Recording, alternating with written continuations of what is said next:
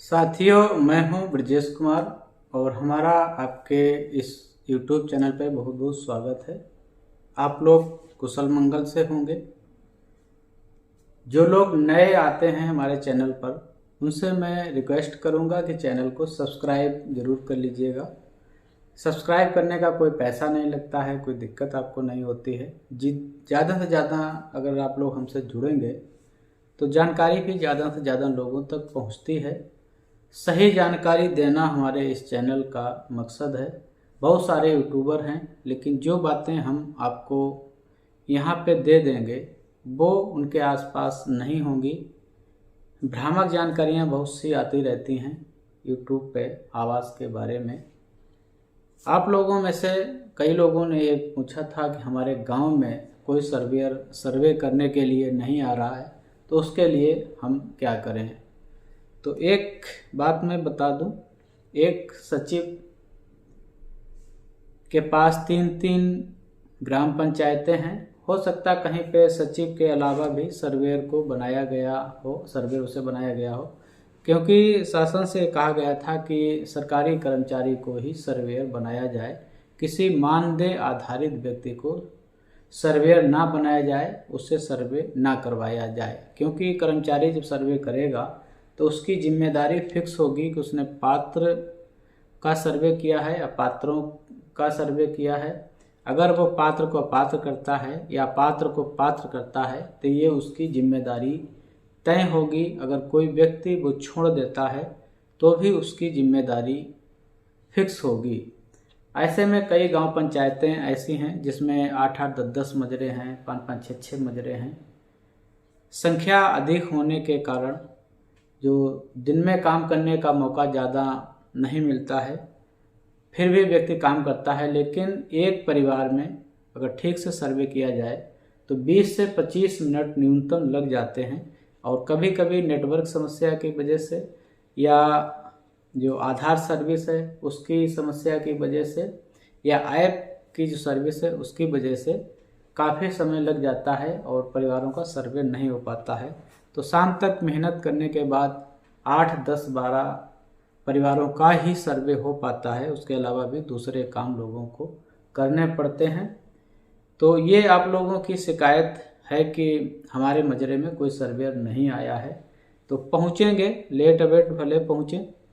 अगर नहीं पहुँचते हैं तो आप अपने जनपद के विकास खंड के अधिकारियों से संपर्क कर इसको बता सकते हैं कि हमारे यहाँ अभी तक कोई सर्वे नहीं करने आया है। एक चीज़ और मैं आपको बताऊं, जहाँ पे गलती हुई है या गलती की गई है, जो भी मान लें इसे, सर्वे से पहले प्रधानमंत्री आवास योजना ग्रामीण लाभार्थी चयन एक रजिस्टर बनाया गया था, जो आपके पंचायत सचिवालय पे लोगों के आवेदन भी किसी ने मांगे थे और कहीं कहीं पे लोगों ने उनका नाम रजिस्टर में, नाम, पिता का नाम, जाति, मोबाइल नंबर, आधार कार्ड वगैरह सारी चीज़ें लिख रखी थी। तो वहाँ पे भी एक गलती हुई है, क्योंकि बहुत सारे पात्र व्यक्ति वहाँ पे अपना नाम लिखवाने ही नहीं गए और अपना आवेदन भी नहीं गए। अब जिन सचिव के पास जो ग्राम पंचायत थी, उनकी ड्यूटी किसी दूसरे गांव पंचायत में लग गई और उस गांव पंचायत में कोई दूसरा सर्वेयर आ गया। अब जब नया व्यक्ति किसी गांव पंचायत में जाएगा तो उसको सर्वे करने का आधार वही रजिस्टर बना जिसमें पात्रों को छांट कर लिखा गया है, और जहाँ पे सारे नाम लिखे गए थे उसमें से भी पात्रों को छांट के अलग उन्हें किया गया है। यहाँ पे भी बहुत सारे लोग नाम लिखवाने नहीं आए, या प्रधानों की जानकारी नहीं थी, या सचिव या पंचायत सहायक ने जिसने भी भरे हैं वहाँ पे जानकारी ना होने की वजह से वो नाम भी कई जगह छूट गए हैं। और जो सर्वेयर जा रहे हैं वो रजिस्टर लेकर जा रहे हैं, रजिस्टर में जिनका नाम होता है वही वो सर्वे कर लेते हैं, बाकी परिवारों को वो छोड़ देते हैं। तो ऐसा नहीं है।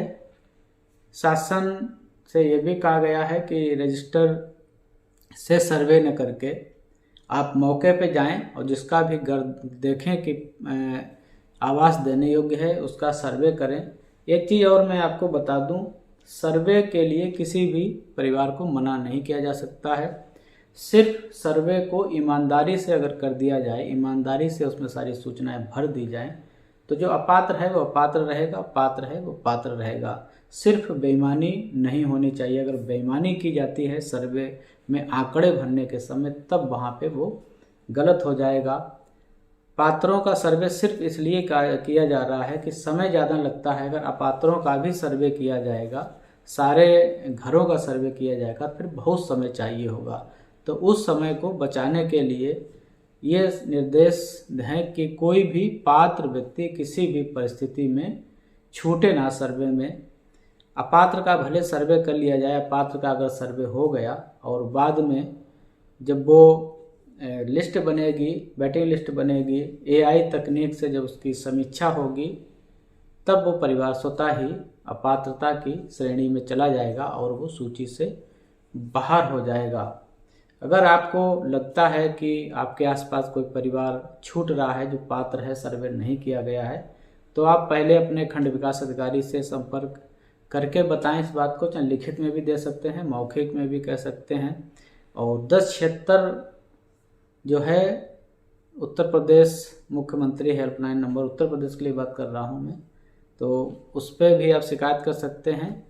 और बाकी राज्यों में भी अलग अलग हेल्पलाइन नंबर हैं, मुख्यमंत्री हेल्पलाइन नंबर, तो उन पर भी जाके अपनी शिकायत कर सकते हैं। अपने संबंधित अधिकारी को बता सकते हैं कि सर्वे में यहाँ पे गड़बड़ी हो रही है, छोड़े जा रहे हैं या जो भी हो रहा है।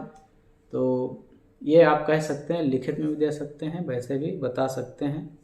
शासन का सिर्फ उद्देश्य यही है कि कोई भी पात्र व्यक्ति नहीं छूटना चाहिए। कई बार शिकायतें आती हैं कि सर्वेयर जाते हैं, एक कमरा पक्का है उनको छोड़ देते हैं, भले ही उसमें 2-3 परिवार रह रहे हों, बच्चे उनके रह रहे हों शादीशुदा, उनका भी सर्वे कर लेना चाहिए। तो मैं सिर्फ सलाह ही दे सकता हूँ, आपको रास्ता बता सकता हूँ। मैं किसी से ज़बरदस्ती नहीं कर सकता हूँ। हर आदमी का अपना विवेक अलग होता है, अपने सोचने की क्षमता अलग होती है। क्षमता के हिसाब से लोग अपना काम करते हैं, क्षमता के हिसाब से लोग निर्णय लेते हैं। पुराने जर्जर मकान वालों को भी सम्मिलित करना है, बड़े परिवार हैं, छोटा सा मकान है, उनको भी सम्मिलित करना है। विधवाओं को वरीयता देनी है, विकलांगों को वरीयता देनी है। अगर किसी परिवार में किसी को आवास पहले मिला है और परिवार हो गए हैं, तो उनको भी उसमें शामिल करना है। तो ये चीज़ आप देख लीजिएगा। सर्वे से कहीं भी किसी परिवार को मना नहीं किया गया है।